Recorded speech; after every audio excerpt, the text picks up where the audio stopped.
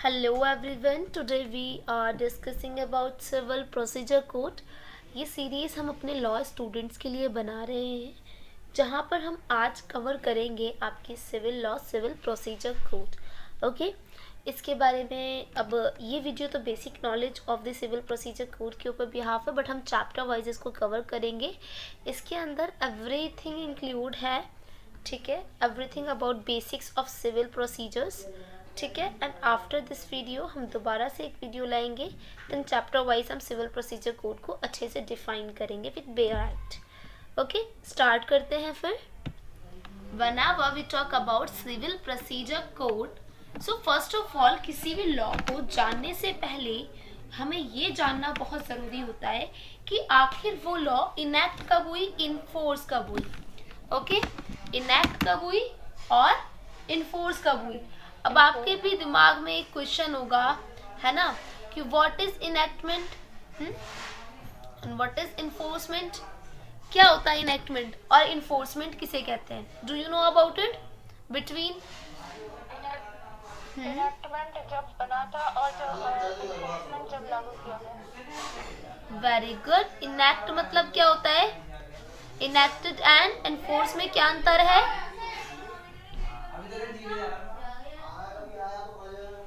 क्या है दोनों में अंतर बेटा? एक बार दोबारा। हम कह सकते हैं कि जब हम इनैक्टमेंट की बात करते हैं तो इसका मतलब होता है when a law is made और पास्ड। क्या? मेड मतलब बना और पास्ड मतलब पास्ड हुआ, ठीक है। It's mean enact. But enforce मतलब क्या होता है? Put into action. आप कह सकते हो पुट इनटू एक्शन। ओके, जब ये एक्शन में आया, या फिर और एक और चीज कि जब ये अप्लाई हुआ, है ना, अप्लाइड। Got it? वैसे हमारे पास इसमें टोटल सेक्शंस कितने हैं? हमारे पास सेक्शंस है 158, but we have also parts, chapters, orders, right. Orders भी हैं हमारे पास, हम पढ़ेंगे ऑर्डर्स भी। ओके, हम ऑर्डर्स भी पढ़ेंगे, but according to your syllabus हमें क्या क्या कवर करना है मैं आपको विद एक्सप्लेनेशन बायलिंगुअल समझाऊंगी, इंग्लिश में लिखवाऊंगी भी, ठीक है, जिससे आपको अंडरस्टैंडिंग क्रिएट हो जाए। लॉ पर अंडरस्टैंडिंग क्रिएट होना बहुत ज़रूरी है।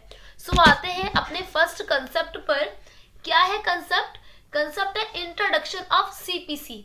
इफ हम इंग्लिश में देखें, द सिविल प्रोसीजर कोड 1908, क्योंकि 1908 में क्या हुआ था? ये इनेक्ट हुआ था, बना था, ठीक है।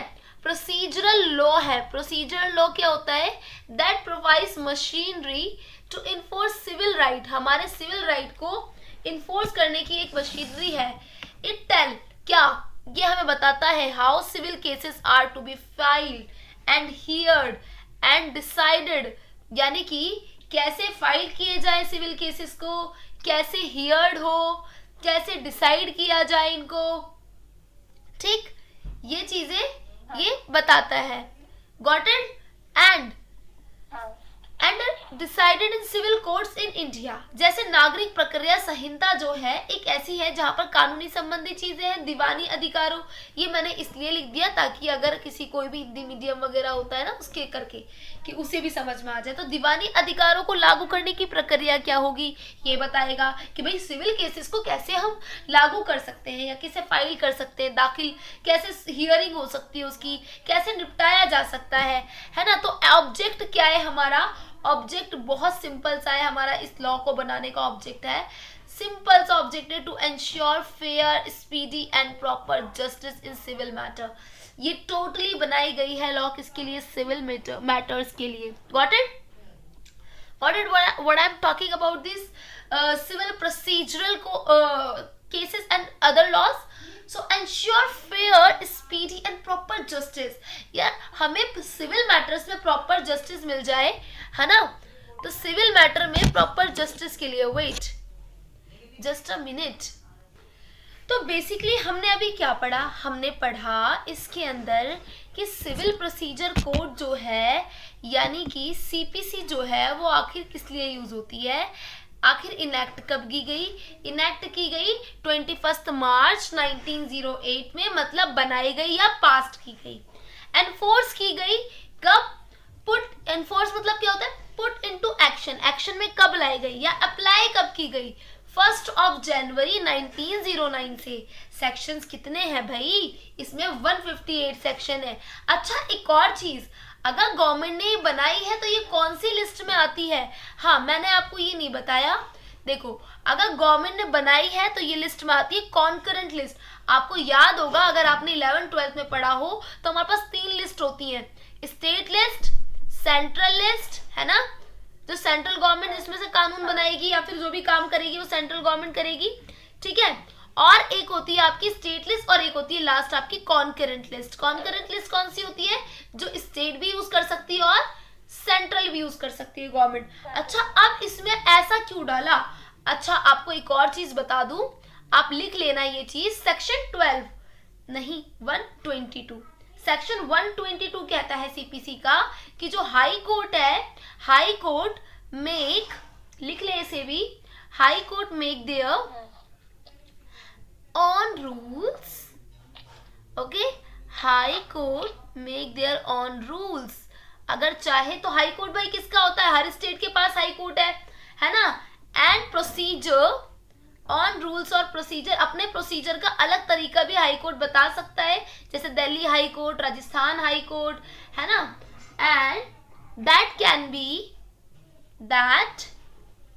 बी, ठीक है, अमेंड बाय इटसेल्फ। अमेंड मतलब क्या होता है बेटा? कुछ भी चीज में बदलाव लाना। बाय इटसेल्फ मतलब अपने ही द्वारा वो क्या कर सकता है? बदलाव भी ला सकता है। ये 122 सेक्शन कहता है, लिख लेना इसको, ओके बेटे, लिख लेना इसे। तो कंकरेंट लिस्ट के अंदर आती है, मतलब इसमें स्टेट और सेंट्रल दोनों ही क्या कर सकते हैं? स्टेट और सेंट्रल दोनों ही क्या कर सकते हैं? अपने हिसाब से इस लॉ को मॉडिफाई कर सकते हैं। बिकॉज आपको खुद भी समझ होनी चाहिए, सिविल मामले जो होते हैं, सिविल केसेस जो होते हैं, वो समटाइम्स पर क्या होते हैं बेटा, हर स्टेट्स में अलग अलग तरीके से सामने आते हैं, है ना। सो पहले ही सरकार ने, यानी कि जब बनाया इस कानून को गया, तो 122 सेक्शन में डाल दिया कि भाई हो सकता है किसी स्टेट में अलग उसकी तरीके से कुछ अलग प्रकार के केसेस सामने आए, तो इसीलिए 122 में बोल दिया कि भाई हाई कोर्ट आप खुद अपने रूल्स और प्रोसीजर्स बना सकते हो और उसे अमेंड भी कर सकते हो, ठीक। It's very easy for high court. समझ में आ गई? हमें पता था कि ये क्या है भाई, सीपीसी क्या है? सीपीसी एक मशीनरी है हमारे सिविल राइट्स को एनफोर्स करने के लिए। अच्छा, और क्या है? सीपीसी बताती है how civil cases are to be filed here and decided in civil court in India. It means कैसे फाइल की जाएगी, कोई भी केस कैसे सूट किया जाएगा, है ना, कैसे सूट फाइल किया जाएगा, कैसे हियरिंग होगी, कब होगी, डिसाइड कब किया जाएगा, ठीक है, डिसाइडेड सारी चीजें निर्णय वगैरह से रिलेटेड।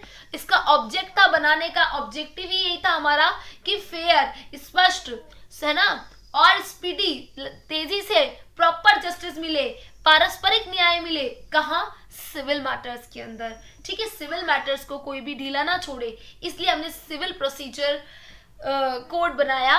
कोड इट मीन्स होता है कोडिफाइंग लॉज, ठीक है। And CPC divided into 2 parts, okay, CPC is divided into 2 parts. What kind of parts? Like this. Now 2 parts, section 1 to 158 substantive provisions है। एंड मैंने बताया था ऊपर भी कि ऑर्डर्स और रूल्स भी हम पढ़ेंगे बच्चे। तो हमारे पास ऑर्डर्स एंड रूल्स कितने हैं? 1 to 51 हमारे पास ऑर्डर्स है। सब्सटेंसेस जो है बेटा वो किसी भी केसेस में इंक्लूड होंगे, ठीक है। केसेस जैसे हमारे पास किसी भी नेचर का केस आ रहा है तो उसमें हमें ऑफेंस डिफाइन करने के लिए, है ना, ऑफेंस डिफाइन करने के लिए हमें उन सेक्शंस को लगाना पड़ता है कि इस सेक्शंस के तहत।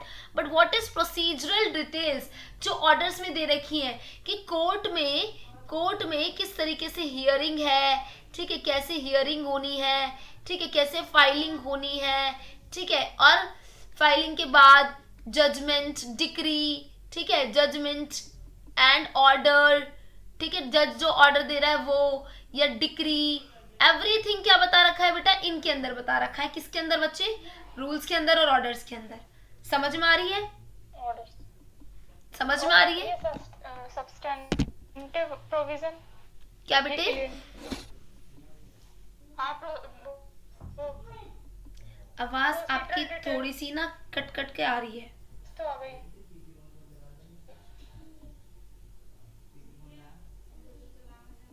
जिसका प्रोसेस चलता है कोर्ट के अंदर। हाँ, प्रोसीजरल डिटेल्स यानी कि जो कोर्ट में प्रोसेस हो रहा है। हाँ, प्रोसीजर प्रोविजन समझ में। सेक्शन 1 to 158 के लिए सब्सटेंटिव बोले बहुत। अच्छा, व्हाट इज सब्सटेंसिव प्रोविजंस? कि सब्सटेंसिव प्रोविजन क्या है, यही पूछ रहे हैं आप, है ना? हाँ, तो ये जो है बेटा, ये जो सब्सटेंसिव प्रोविजन इस लॉ के अंदर दिए गए हैं, ये डिफाइन करते हैं किस चीज को? डिफाइन करते हैं लीगल राइट्स को, कि भाई हमारा ये राइट है ना, लीगल राइट्स को, लीगल राइट को, या फिर लाइबिलिटीज को, कि तुम्हारी या मेरी ये लाइबिलिटीज है, ठीक है, लाइबिलिटीज को डिफाइन करेंगे, है ना, पार्टीज के, ठीक है। सब्सटेंसिव मतलब यही होता है, create defined rights and duties and liabilities also, ठीक है, जो हमें बता रहे हैं कि भाई देखो इस सेक्शन के अधीन ये तुम्हारी ड्यूटीज है, ठीक है, ये तुम्हारा राइट है ना। ये होती है सब्सटेंसिव प्रोविजन, जिसको लेकर हम फाइलिंग करते हैं। बट फाइलिंग कैसे करना है, कैसे क्या करना है, this is totally about the procedural details and it's include only orders and rules. Rule number 1 क्या कहता है, रूल नंबर 2 क्या कहता है, ऑर्डर नंबर 1 क्या कहता है, this is the procedural details. But substantive is like another laws, जैसे आईपीसी में सेक्शंस इंक्लूड है, वो सब्सटेंसिव प्रोविजन है हमारे लिए। मर्डर के बारे में जानना आईपीसी के सेक्शंस में, ठीक है, या बीएनएस के सेक्शंस में मर्डर के बारे में जान रहे, it's are totally details of substantive detail, ठीक है, गॉट इट? ओके, सो हम स्टार्ट करते हैं। भाई सबको पता ही है कि पहले सेक्शन में तो हमें इनैक्टमेंट वगैरह के बारे में लिखा होता है ना। अब है कि सेक्शन 2 में कुछ डेफिनेशंस है, लाइक पहले डेफिनेशन पे आते हैं, डिक्री की डेफिनेशन है, ठीक। डिक्री सेक्शन 2 के सब क्लोज 2 में दी गई है, डिक्री सेक्शन 2 के सब क्लोज 2 में दी गई है। सो व्हाट इज डिक्री? चलो हमें पढ़ने की ज्यादा जरूरत है, पहले पढ़ते हैं धारा 2 के सेक्शन सब क्लोज 2 में, ठीक है। तो डिक्री क्या है? Decree is a formal expression of an adjudication. अब पहला सवाल बच्चों के दिमाग में आता है, एडजुडिकेशन क्या होता है ना, ये आता है। तो ये क्या है, एडजुडिकेशन क्या है ना। जो फॉर्मल एक्सप्रेशन हमें समझ में आ गया भाई कि फॉर्मल एक्सप्रेशन क्या है, कि एक फॉर्मल एक्सप्रेशन है जो कोर्ट के थ्रू दिया गया है कोई एक्सप्रेशन। बट ये जो एडजुडिकेशन जैसा वर्ड आया है, ये हमारे दिमाग में नहीं घुस पाया है। तो इसकी डेफिनेशन लिखो बेटा।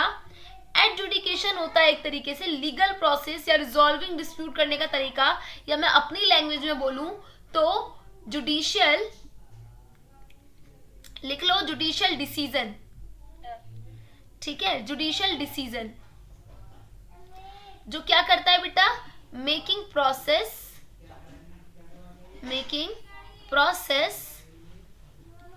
इन विच जज और अथॉरिटी, इन विच जज और अथॉरिटी, या तो जज के द्वारा वो ली जाती है या किसी अथॉरिटी द्वारा। जैसे आप सिविल मैटर्स के अंदर जजेस तो होते ही हैं बेटा, कभी कभी हम मीडिएशन सेंटर में हमारे मामले चले जाते हैं, फैमिली कोर्ट्स वगैरह हो गए, इनके मामले कहाँ चले जाते हैं, मीडिएशन सेंटर में। तो बेटा वहाँ जज थोड़ी होते हैं, वहाँ तो मीडिएटर होते हैं, तो हम उसे अथॉरिटी तो कहेंगे, है ना। एंड हियर बोथ साइड जो क्या करते हैं बेटा, बोथ साइड सुनते हैं और and give a final decision. और मैंने एक और चीज बताई थी पहले भी आपको, वो क्या था बताओ, कैन शेयर ऑल्सो बच्चे। एडजुडिकेशन किसको रेफर करती है? देखो मैं समझाती हूँ इस तरीके से, हम क्योंकि कोई भी लॉ बिना एग्जाम्पल के नहीं समझ सकते, है ना। तो एडजुडिकेशन रेफर करती है एक फॉर्मल जजमेंट को या डिसीजन को, जो सिविल कोर्ट में हियरिंग के बाद होता है। मान लो आज इनकी ए और बी की हियरिंग है, ठीक है, इन दोनों की आपस में लड़ाई हुई थी या नहीं, इन दोनों की टक्कर हो गई थी मान लेते हैं, ठीक है, इनकी टक्कर हो गई थी सड़क पर, इन्होंने ए ने बी की गाड़ी पर चोट मार दी है जिससे इनकी हेडलाइट वगैरह टूट गई है और ये मामला आ जाता है केस आ जाता है कोर्ट के अंदर। अब क्या होता है, कोर्ट क्या डिसाइड करती है, दोनों की सुनकर एक डिसीजन देती है, एक डिक्री पारित करती है, ठीक है, एक डिसीजन बोले तो एक डिक्री देती है। डिक्री क्या देती है बेटा, डिक्री देती है कि जो ए है ना, ठीक है, ए ने बी ने जो फाइल किया है सूट किसके अगेंस्ट, ए के अगेंस्ट, रिकवरी का सूट, कि भाई इन्होंने मेरी हेडलाइट्स तोड़ दी हैं तो अब इन्हें कॉम्पनसेशन देना पड़ेगा। तो ए को क्या, ए हैव टू पे कितना कॉम्पनसेशन जी,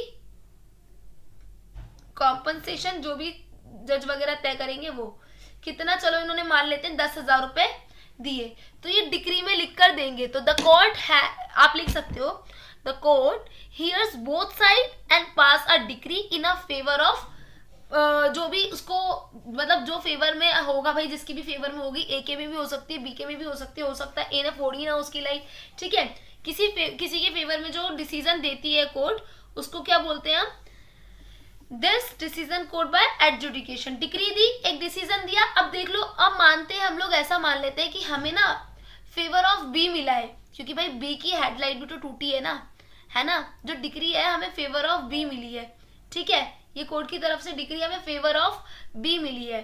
इस डिक्री का फेवर किसको जाता है बेटा, बी को जाता है। तो बी कौन हो जाएगा पता है आपको, डिक्री होल्डर। कौन हो जाएगा, डिक्री होल्डर। अभी ये हम अकॉर्डिंग टू लॉ भी पढ़ेंगे, ओके, समझ में आया। एडजुडिकेशन, तो डिक्री क्या है, एक एडजुडिकेशन है, लिख लेना बच्चे प्लीज, ठीक है। न्यायालय द्वारा किसी वाद में विवादित पक्षों के अधिकारों का अंतिम निर्णय जो औपचारिक रूप से घोषित किया जाता है, जैसे ये रहा, A sue B for 1 lakh and court order B to pay 80,000, this is a decree.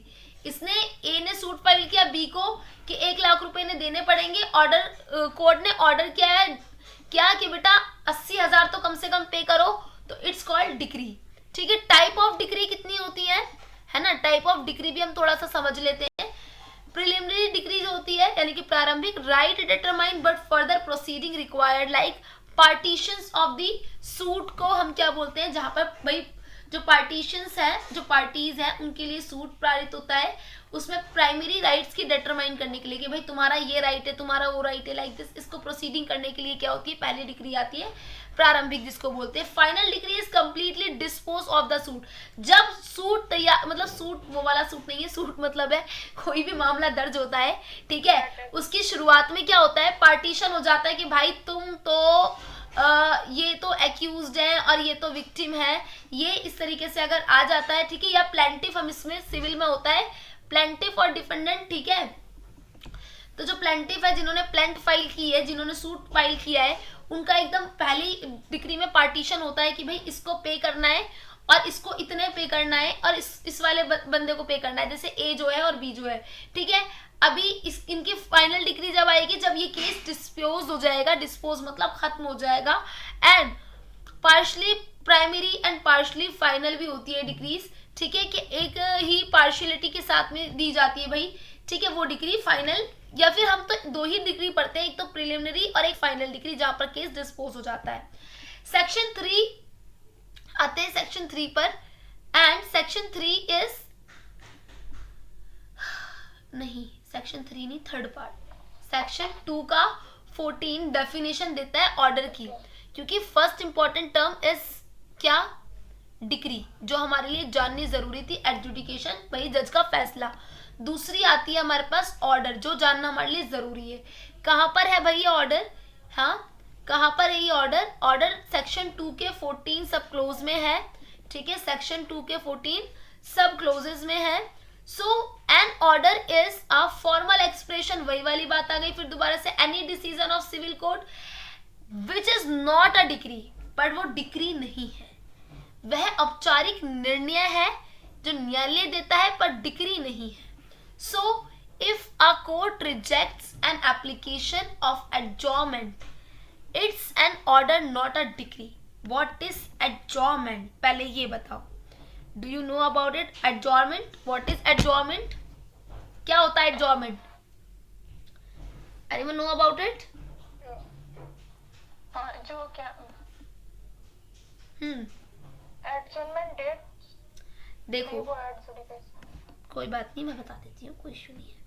वैसे अगर मैं आपको एडजॉर्नमेंट के बारे में पूरी पूरी पूरी जानकारी दूं तो थोड़ी ध्यान से सुनना बेटा। Adjournment is most important term, ठीक है? कभी भी आपको अपने लॉ करियर में, लीगल करियर में, बोले तो एडवोकेसी की करियर में काम आ सकती है एडजॉर्नमेंट।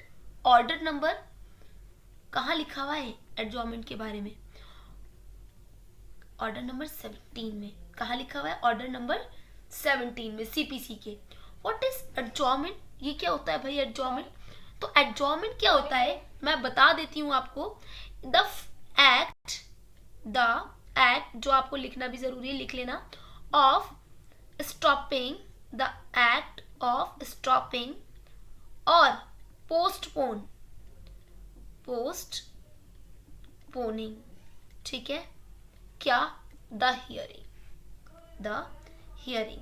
हमारे जब केसेस की हियरिंग होती है ऑफ अ केसेस, ठीक है? Case for the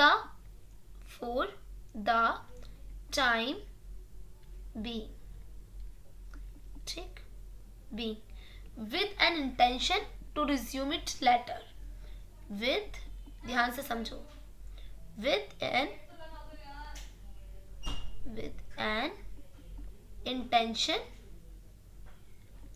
with an intention to resume it later, ठीक? So what is adjournment? मतलब पोस्टपोन करना, suspension of court proceeding to later date और टाइम। क्या कर देना? सिंपल वर्ड में हम कह सकते हैं कि एडजॉर्नमेंट क्या होता है? एडजॉर्नमेंट क्या होता है सिंपल वर्ड में कहें तो? When the court says the hearing will continue on other day, it's called adjournment. या तो कोर्ट उसको स्टॉप कर देगा या पोस्टपोन कर देगा या कह देगा कि भाई इस दिन क्या करेंगे, हियरिंग विल कंटिन्यू, ठीक है? हियरिंग विल कंटिन्यू यानी कि हम क्या करेंगे, हमारी हियरिंग इस दिन से, जैसे हमें डेट मिल जाती है ना बेटा, सिंपली डेट मिल जाती है ना? अब इसके कारण क्या होता है भाई, क्यों होता है ये? सफिशिएंट रीजन से हो सकता है। अगर कोर्ट ने बोल दिया कि बस खत्म करो, stop this case, so stop, it's order, ठीक है? It's called adjournment. इसने स्टॉप करा, इसे एडजॉर्नमेंट कहेंगे। पर जहां लिख कर दिया कि भाई, है ना, ये केसेस एडजॉर्न किया जाता है, स्टॉप किया जाता है या पोस्टपोन किया जाता है आज के लिए, यानी कि नेक्स्ट डेट में दे देता हूं आपको 21 जुलाई की, है ना, और आप इस दिन आके इस केस पे हमसे बात करेंगे, है ना? और इसके भी रीजन होते हैं। कैसे रीजन? जब कोई भी एब्सेंस है, कोई भी मतलब विटनेस, ठीक है? विटनेस एब्सेंस है या फिर इलनेस है, किसी को इलनेस ऑफ पार्टी को या फिर लॉयर को इलनेस है, ठीक है? टाइम की नीड है, टाइम नीडेड है to collect documents and another procedures, producing documents, कुछ डॉक्यूमेंट्स, कोई एविडेंस इकट्ठे करने के लिए हमें ज़रूरत है, तो हम खुद भी एडजॉर्नमेंट एप्लीकेशन लगा सकते हैं और हम दरख्वास्त कर सकते हैं जज साहब से कि हमें नेक्स्ट टाइम की डेट दे दीजिए, है ना? तो दिस इज अ क्या? एडजॉर्नमेंट। समझ में आ गई? पर adjournment it's not a end of the case, and नहीं है ये। टेम्परेरी क्या कर दिया जाता है, पोस्ट कर दिया जाता है। बट अगर ये कह दिया कि इस डेट, तो इस डेट इज अ ऑर्डर। हम यहाँ पर ऑर्डर पढ़ रहे हैं, एडजॉर्नमेंट नहीं पढ़ रहे। एडजॉर्नमेंट का मैं मतलब बता रही हूँ। तो ऑर्डर का मतलब होता है if a court rejected any application for adjournment. मान लो मैंने आज ये एप्लीकेशन कोर्ट में दी है, ठीक है, और मेरी एप्लीकेशन रिजेक्ट हो गई कि आज की तो हियरिंग मैडम आपको नहीं मिल पाएगी। अच्छा, आप ले लीजिए 21 जुलाई की हियरिंग, ठीक है? It's called adjournment. It's called adjournment. ये जो चीज हुई है ना अभी यहाँ पर, इट्स कॉल्ड एडजॉर्नमेंट। बट ये जो लिख कर आया है ना जहां पर, इट्स को बोलेंगे क्या? ऑर्डर। क्या बोलेंगे? ऑर्डर। आई समझ अब? ऑर्डर और एडजॉर्नमेंट। समझ में आई बेटा? मैम ऑर्डर एक और बार बता दो। अगर कोई एप्लीकेशन हमने फाइल की है, जैसे मैं एज एन एडवोकेट कोर्ट में एप्लीकेशन फाइल करती हूँ आपकी, ठीक है, आपकी और किसी दूसरे पर्सन की क्या चल रही है, अभी कोई केस चल रहा है, मान लो चलो डाइवोर्स केस चल रहा है हमारा, ठीक है, बट अब क्या होता है, अब भाई बहुत सारे मैटर्स ऑलरेडी हैं वहां पर कोर्ट में, ठीक है, और हमारी भी हियरिंग होनी है। देखो या तो मैं उनसे जाकर खुद बोल दूं कि मुझे अभी डेट चाहिए बिकॉज ऑफ सम डॉक्यूमेंट्स, मुझे कलेक्ट करना है वो चीजें, ठीक है, या फिर कोर्ट खुद कह देगी कि ठीक है आज की नहीं, इस दिन की डेट ले लो। ये जो कहा है ना कोर्ट ने अभी, it's not decree, it's called order, ठीक है। तो शाम में मैं ई कोर्ट पे ये देखूंगी कि मुझे ऑर्डर क्या मिला है मेरे केस में, तो मैंने पढ़ा और ऑर्डर दिखा, इस तरीके से ऑर्डर दिखा, वो मुझे क्या दिखा कि मेरी जो डेट है वो एक्सटेंड कर दी गई है, एडजॉर्न्ड कर दी गई है इन लीगल लैंग्वेज, ठीक है, ठीक है, इट्स कॉल्ड ऑर्डर। और अगर जैसे मान लो मेरे क्लाइंट और अनदर पर्सन के बीच में लड़ाई हुई हुई है डाइवोर्स केस में ही, और कॉम्पनसेशन पे करना है, ठीक है, कॉम्पनसेशन के लिए जो कोर्ट डालेगी ई कोर्ट के ऊपर या हमें जो भेजेगी, ठीक है, उसके वो होगी डिक्री। जैसे मान लो मेरा क्लाइंट है, मैं आपकी तरफ से हूँ, कोई और है दूसरा, उससे आपकी लड़ाई हुई है, उसने आपका नुकसान किया, मैंने कोर्ट को ये बात बताई है, अब कोर्ट को पता है कि भाई नुकसान किया, भरपाई तो करनी पड़ेगी सामने वाले को। आपने बोला कि जितने रुपए दे दो, उसने कहा नहीं इतने नहीं इतने दे दूंगा, तो चलो कोर्ट ने जो डिसाइड किया अमाउंट, वो कोर्ट उसको बताएगी कि बेटा आपको इतने पे करना है। ये जो बताने का तरीका हुआ ना उन्हें, जो कॉम्पनसेशन वगैरह बताने की तरीका हुआ, ये कहलाती है डिक्री, ठीक है। इस केस में जो पारित होगा वो ऑर्डर नहीं होगा, उसे कहा जाएगा डिक्री। और ऑर्डर तब होगा जब हमने आगे एप्लीकेशंस बढ़वानी है, या इस दिन हमें भाई अपील करनी है कि भाई प्लीज हमें इस दिन तक की तारीख दे दो, और उसका ऑर्डर आया, कोर्ट का ऑर्डर आया, ठीक है, इस दिन आपको डेट मिलती है, ठीक है, और आप अपने विटनेसेस लाएं वगैरह वगैरह, इट्स कॉल्ड ऑर्डर। समझ गए? थोड़ा सा टाइम लगेगा बट समझ में आ जाएगा। सिचुएशन क्रिएट करो अपने दिमाग में। अब तीसरी आती है बेटा सेक्शन 2 के अंदर sub clauses 9, it's important term, section 2 sub clauses 9 called judgment. What is judgment? What is judgment? Judgment क्या है? ठीक है, तो a judgment means the statement given by the जज on the ground of decree और order. अच्छा, मेरा case है, ठीक, ये मेरी क्लाइंट है, ठीक है, ये मेरी क्लाइंट है और ये कोई अदर पर्सन है, इन दोनों के बीच में केस चल रहा है। अब मैंने अपनी क्लाइंट के लिए कई डेट पर गई हूँ, ठीक है, हर डेट पर मुझे ऑर्डर मिला है, या तो नेक्स्ट डेट का या एविडेंस का या कुछ या कुछ या कुछ। अब मान लो मेरी ही क्लाइंट ने क्या करा है, किसी का नुकसान किया है, तो चलो डिक्री भी मिल गई है मुझे कि अपने क्लाइंट से कहो इतने रुपए का अमाउंट पे करे। तो इतने सारे ऑर्डर, इतनी सारी डिक्री, अब केस कंप्लीट होने जा रहा है। अब आएगी क्या, इस ऑर्डर और डिक्री को देखते हुए तो जज है वो फाइनल क्या करेगा, इन दोनों के बीच का विवाद का निपटारा करेगा, यानी कि ये देगा जजमेंट। वह न्यायाधीश अपने निर्णय या आदेश के कारण बताते हैं, जितने भी उन्होंने पिछले ऑर्डर दिए उसके अकॉर्डिंग बताते हैं, ठीक है। जज writes reason why a deserve 80,000 from B, the written reasoning is the judgment, ठीक है। judgment is the last opinion of the court, ठीक, judgment is different from decree। चलो थोड़ा सा समझते हैं, ठीक है। डिक्री क्या है, मीनिंग इसमें अगर हम देखें, रीजनिंग ऑफ स्टेटमेंट ऑफ जज, यानी कि जज ने जो डिसीजन दिया है डिक्री में या कुछ भी बोला है ऑर्डर वगैरह का, तो उसमें स्टेटमेंट देता है, रीजन देता है उसका कि ऐसा क्यों, ठीक है, इट्स कॉल्ड जजमेंट। ये सेक्शन 2 के सब क्लॉज 2 में, ये सेक्शन 2 के सब क्लॉज 9 में।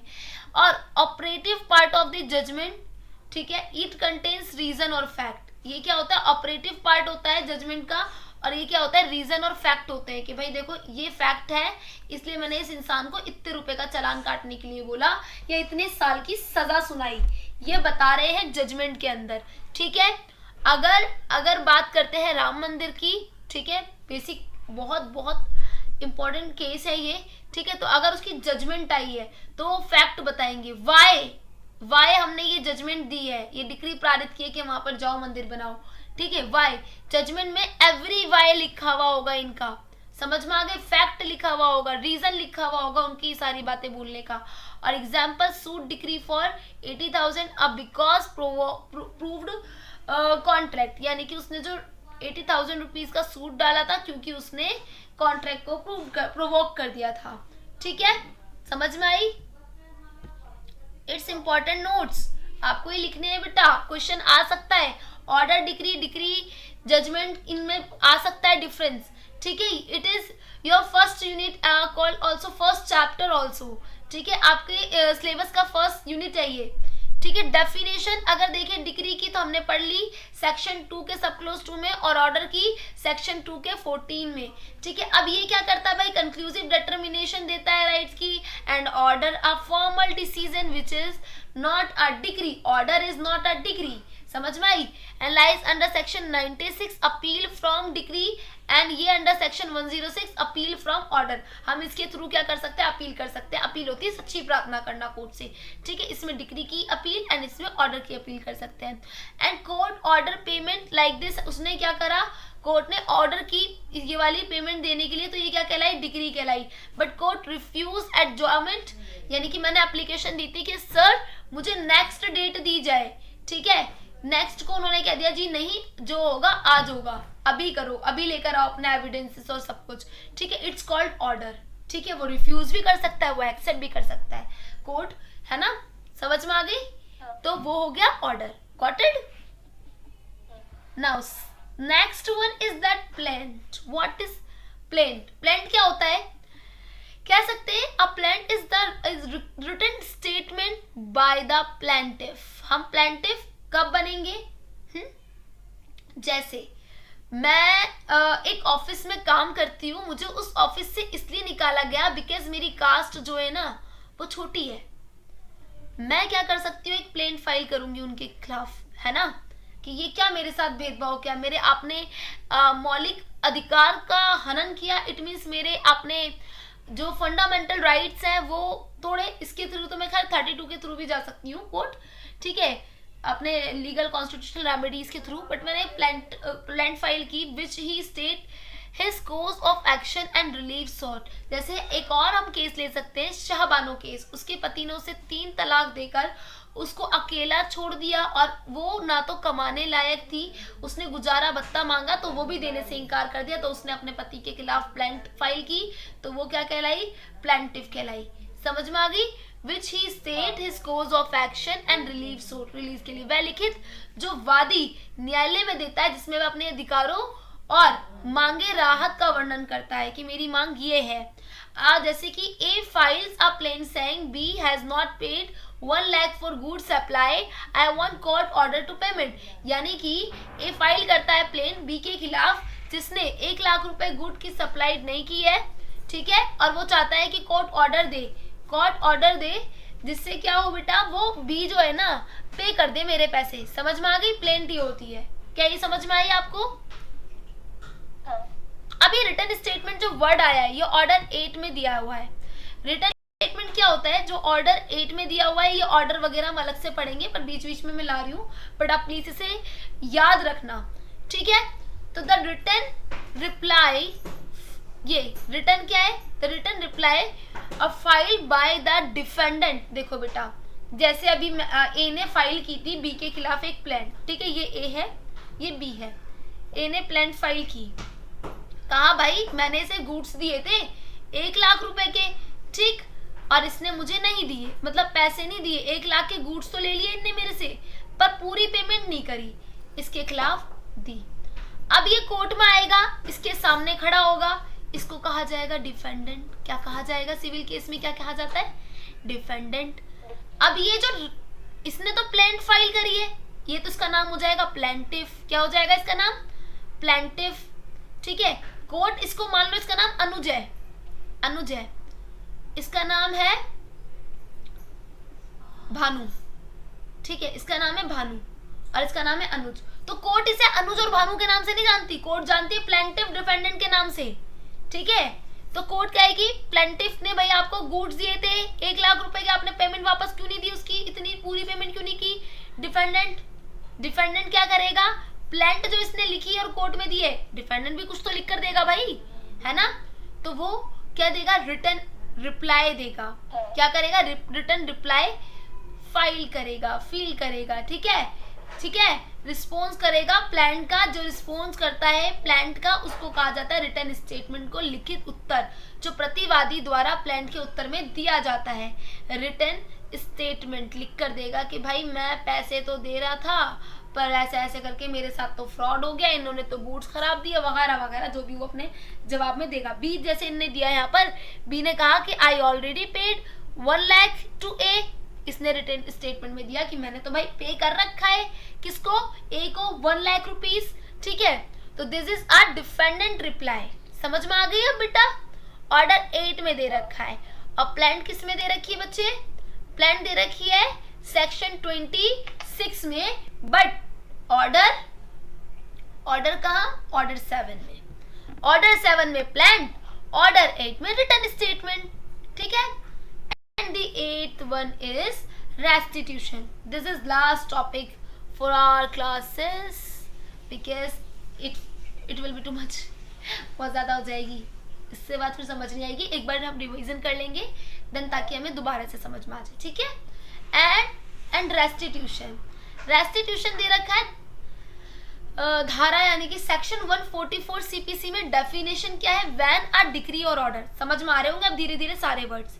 Reverse or modify the court can restore the parties to their original position if such decree or order had never been passed. जब कोई decree या आदेश पलट दिया जाता है या बदला जाता है तो न्यायालय पक्षकारों को उनकी पूर्व स्थिति में लौटा सकता है। जैसे if A wrongfully took property from B under a degree and later that decree is set aside, B is entitled to restitution।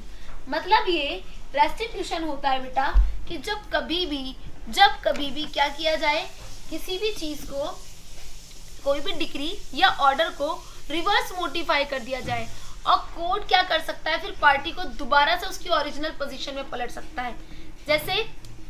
जैसे रेस्टिट्यूशन का अगर हम एग्जांपल देखें, रेस्टिट्यूशन का एग्जांपल, कोई भी ए है, उसने रॉन्गफुल प्रॉपर्टी क्या की लिए, बी से अंडर डिक्री, ठीक है। जैसे मान लो कि अभी ना ऐसा हुआ कि ए और बी के बीच में दोबारा से लड़ाई हुई, ठीक है, इस बी के बीच में और ए के बीच में दोबारा से लड़ाई हुई।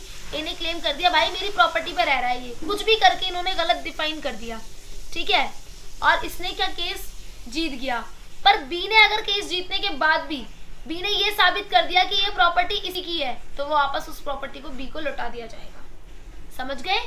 जैसे ए, हाँ, ए जीत गया case against B trial court, but B ने ऑर्डर किया पे 50,000 के लिए, तो बी ने पे किया अमाउंट, बट हाई कोर्ट क्या करेगा, रिवर्स कर देगा उस डिक्री को कि अगर ए जो है इसके लिए है ही नहीं ऐसा कुछ। जैसे मान लो बी ने ए का नुकसान किया ऐसा ए कह रहा है, पर बी ने नहीं किया ऐसा बी कह रहा है, ठीक है। फिर भी ए ने कहा कि 50,000 रुपए देने पड़ेंगे इसको, चलो हाई कोर्ट ने दिलवा दिए पैसे 50,000 रुपए बी से, पर बाद में पता चलता है कि नुकसान तो बी ने किया ही नहीं था ए का, तो यहाँ पे क्या हो जाएगा बेटा, यहाँ पे रेस्टिट्यूशन हो जाएगा।